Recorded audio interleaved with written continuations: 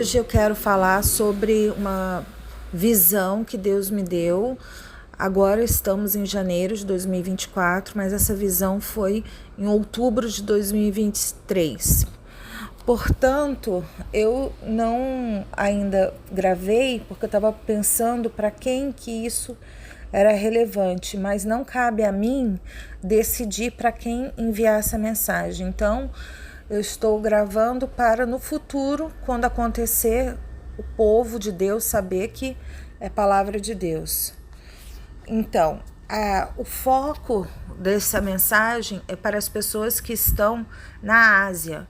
E como nem todo mundo entende de mapa, eu procurei aqui mostrar a Ásia, na verdade, ela é mais ampla do que somente o que a gente considera oriental, asiático.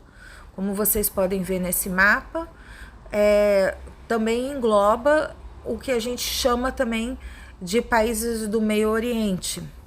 Eu estou mostrando esse mapa porque na minha visão que Deus me deu, ele mostrava claramente a China e uma expansão.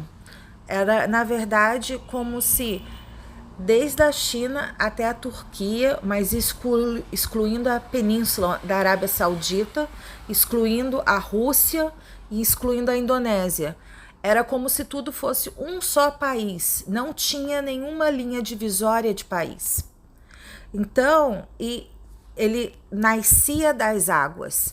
Era como se nas águas não houvesse a Indonésia e houvesse uma réplica idêntica. Desde a Turquia, Irã, Índia, China, aí só parava na parte continental, não aparecia as ilhas, não aparecia Japão e não aparecia a Rússia. Isso tudo um só país. Então, ele estava debaixo d'água, uma posição abaixo do que atualmente existe, e ele saía de debaixo d'água, ele era elevado à terra.